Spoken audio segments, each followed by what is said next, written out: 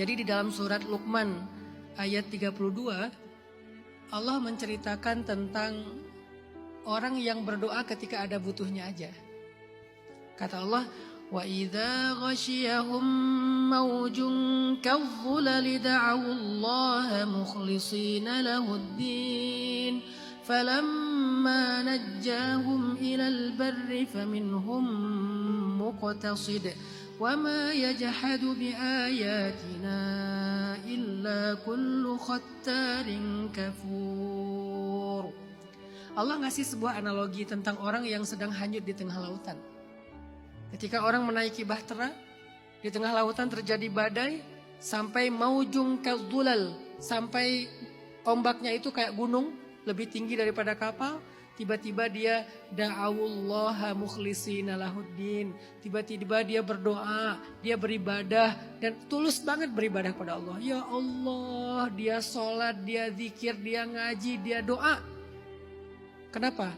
Karena dia sedang terancam dengan maujung kadhulal, badai dan ombak yang lebih besar daripada gunung. Tapi falamma najjahum, ketika dia udah selamat, faminhum muqtasid, sebagian dari mereka kembali melenceng dari jalan Allah, lupa sama Allah, larut lagi dalam dosa-dosa dan seterusnya. Apa yang Allah ingin sampaikan di sini? Banyak. Salah satunya adalah walaupun Allah tahu hamba ini nanti kalau selamat akan berbuat dosa lagi, tapi saat dia berdoa, Allah mengabulkan doanya. Sebaik itu Allah sama kita. Jadi jangan berkecil hati kalau kita belum mampu solehnya istiqomah banget.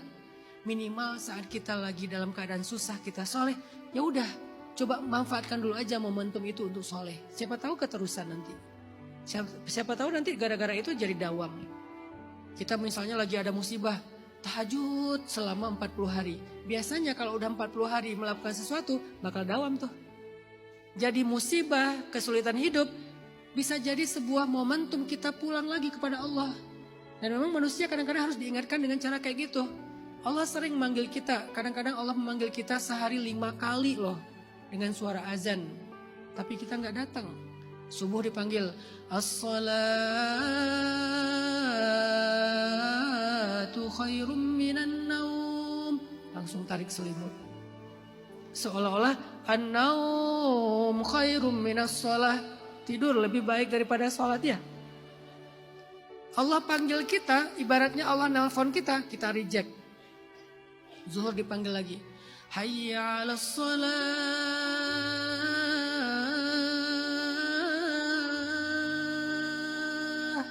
Lagi sibuk di kampus, lagi sibuk kerjaan, reject lagi. Allah panggil lagi di asar. Hayya 'alas shalah.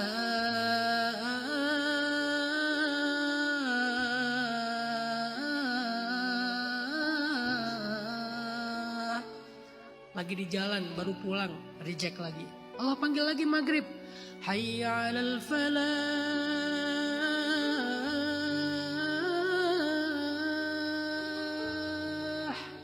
Baru juga sampai rumah, mau mandi dulu, reject lagi. Allah panggil lagi isya. Hayya 'alal falah.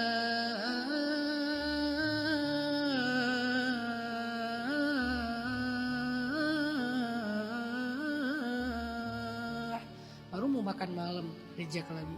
Sehari 5 kali Allah panggil kita, sehari 5 kali kita reject panggilan Allah, dan Allah enggak marah.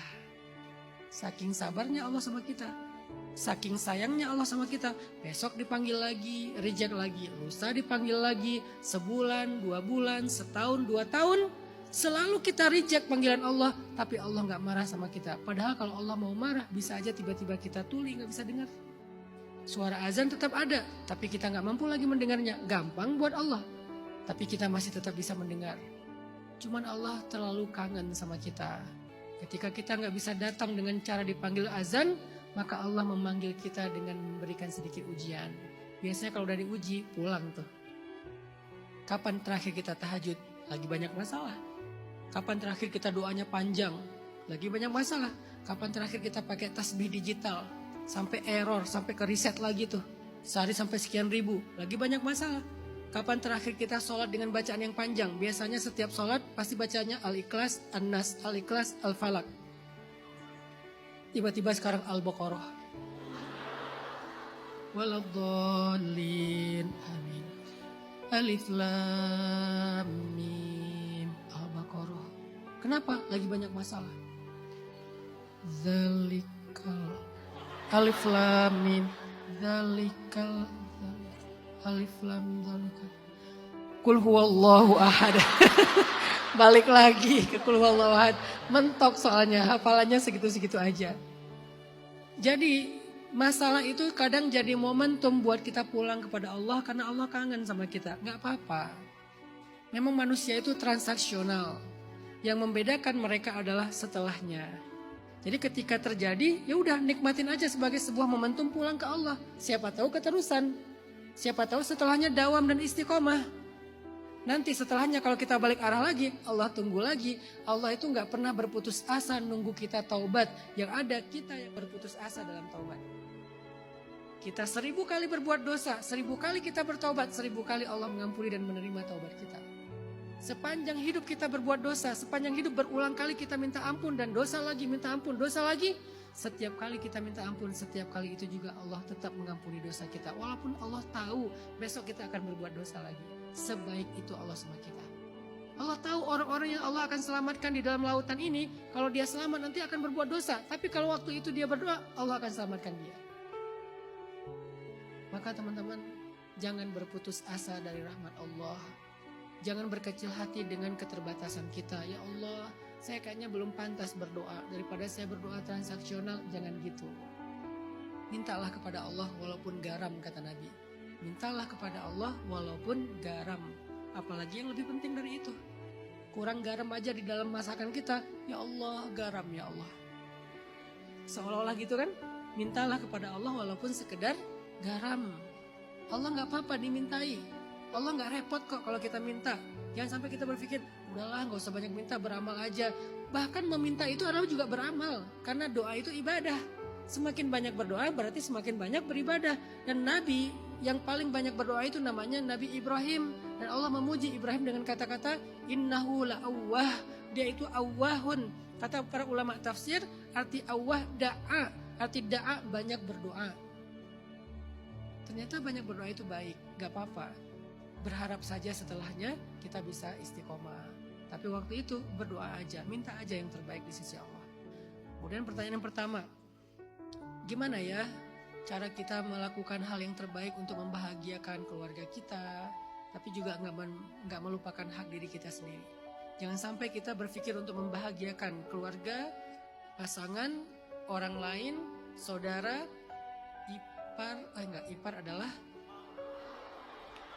ya keluarga lah. Jangan sampai kita berpikir membahagiakan keluarga sampai kita melupakan membahagiakan diri kita sendiri. Terus gimana caranya? Nasihatnya sederhana. Be the best version of yourself. Jadilah versi terbaik dirimu. Maka kamu otomatis membahagiakan orang-orang di sekitarmu.